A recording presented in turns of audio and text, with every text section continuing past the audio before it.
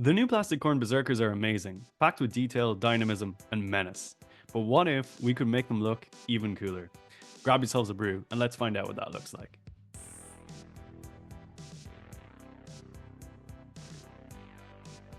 Hello everyone and welcome back to the Red Path. It's Dara here with you today and we are going to be talking about kit bashing Khorne Berzerkers. Khorne Berzerkers are a quintessential unit in almost every single World Eater's army, and if you're collecting this faction, the chances are that you're going to want a whole bunch of these ravening maniacs at your disposal. The recently updated kit is fantastic. It creates impactful and brutal marines that embody the personality of the Legion.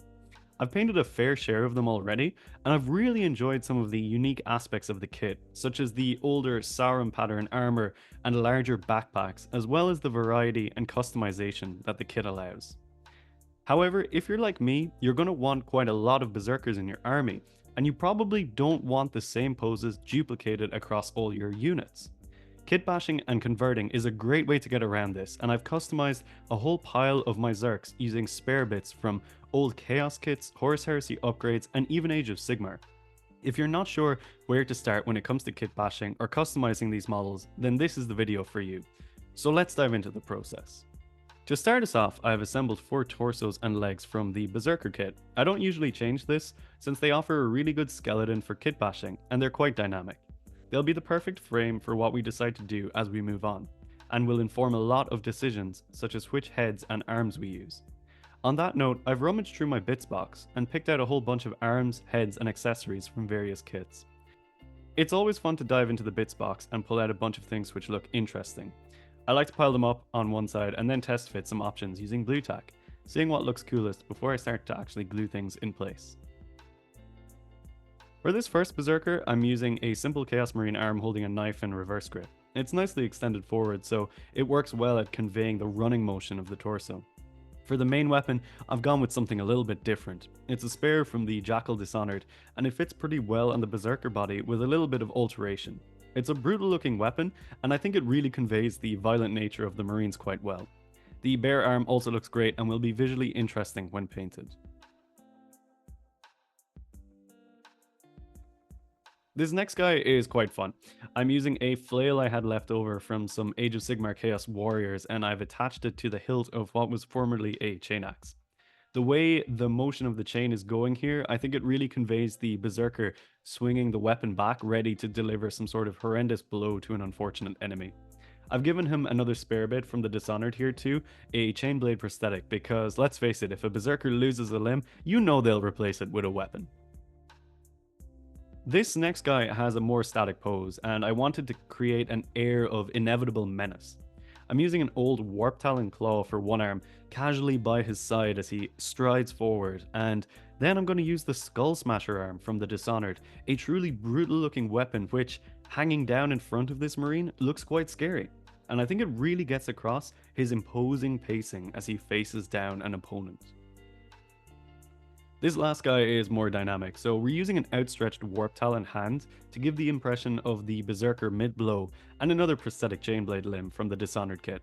He looks a lot more reckless, like he's wildly throwing himself into the fray. If you want to do something more complex, consider a torso swap. For this, I'm going to use one of the old Resin Mark II upgrade kits for the World Eaters, but it requires a bit of conversion work to make it work with the new kit. The first thing to do is pick a set of legs which will be easy to work with, and then ensure that the armor plate which covers the booty is snipped off the torso and attached to the legs. This can be fiddly, so be careful with it to ensure you don't snip off any important details.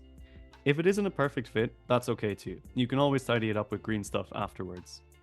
I always test fit the torso piece before gluing anything, and as you can see here, it's not sitting flush with the legs because of the belt buckle. I've gone in with a hobby knife and scraped that away, so it slots nicely over the top. Once I was happy with the posing, it's safe to glue it in place. Head swaps are an excellent way to add variety to your Berserkers too. The new Berserker heads look awesome, so it can be tempting just to use those, but by adding some variety to the helmets, you can subtly change up the entire miniature.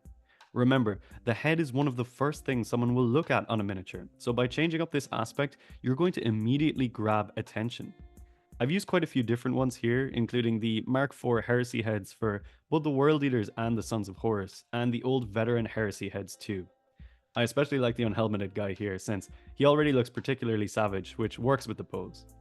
I always test fit a bunch of heads before gluing and end up choosing the ones which suit the overall silhouette the best. For the eviscerator, I wanted to do something really quite different. I chopped off the blade and the bottom of the haft and then sliced up a spear from a Stormcast Eternal. I wanted to go for the concept of this berserker leaping straight in with a spear jamming downwards, so with a little bit of work I was able to completely change up the dynamic of the eviscerator hands. It helps here to drill a little pilot hole so that the spear shaft can slot nicely in, which makes the gluing process easier and will make the model more sturdy in the long run. Finally, to complete the silhouette, I added the shoulders and backpacks to the Marines. I mostly used the normal Berserker shoulder pads here, but I slipped in a couple of Resin Mark II pads too, since they have a bit of a heavier look, which suits some of the frames. Apart from the Eviscerator wielder, I chose to go with the normal Berserker backpacks, since I really love the longer exhaust ports, but this can be a fun way of adding some detail into if you choose something different.